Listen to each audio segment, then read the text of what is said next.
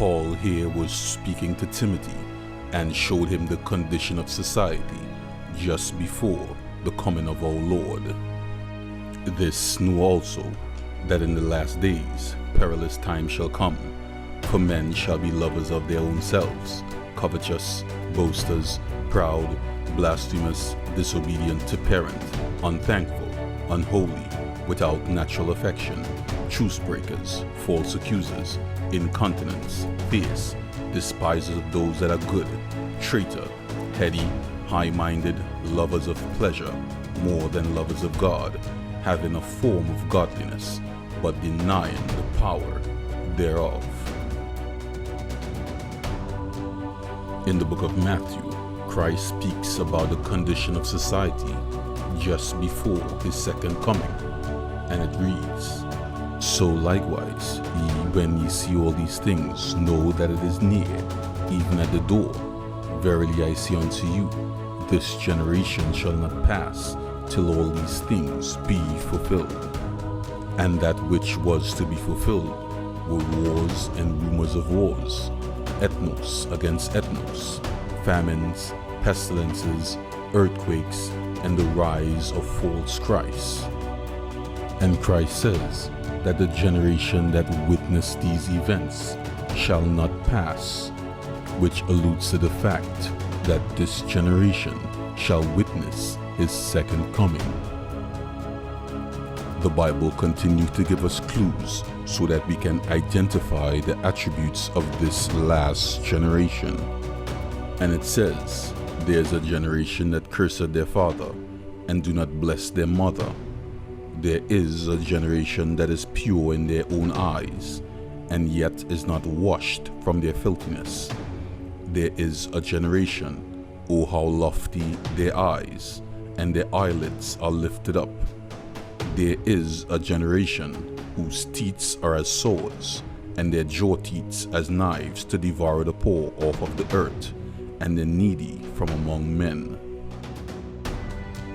This generation has been the study of many in the scientific world, as they see that there is a stark contrast to previous generations, with this generation being coined millennials and Generation Z.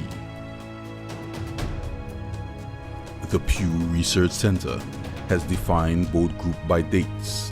Speaking of the millennials, this group covers those born from 1981 to 1996, and Generation Z covers anyone born in 1997 and beyond. Both groups to date cover a span of 39 years. Speaking of the rebellious children of Israel, the Bible reads as follows, "And the Lord's anger was kindled against Israel, and he made them wander in the wilderness 40 years, until all the generation that had done evil in the sight of the Lord was consumed."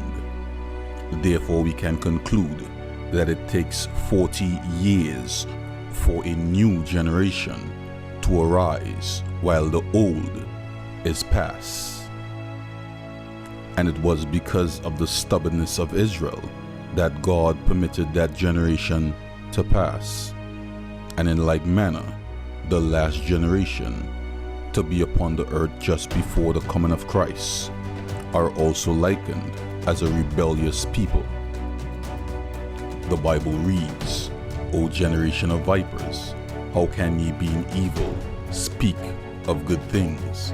For out of the abundance of the heart the mouth speaketh. Ye serpents, ye generation of vipers, how can ye escape the damnation of hell?" And again, "An evil and adulterous generation seeketh after a sign, and there shall no sign be given to it, but the sign of the prophet Jonas." It should be noted that among venomous snakes, the viper is the most venomous and the most vicious. Therefore, God likens this last generation unto a viper. In light of all that we would have read, it helps us to put things into perspective as it relates to Matthew 24 verses 34. Christ is saying that all the predicted events that will take place within the time frame of this last generation, which is a 40 years time span. And if 1981 began the reckoning of the millennials, then by 2021, 40 years shall be accomplished. But Christ has said that 40 years or this generation shall not pass till all these signs be fulfilled. These signs being the signs that precede the Great Tribulation, or the time where God's people will be persecuted for His commandments and for their faith in Jesus.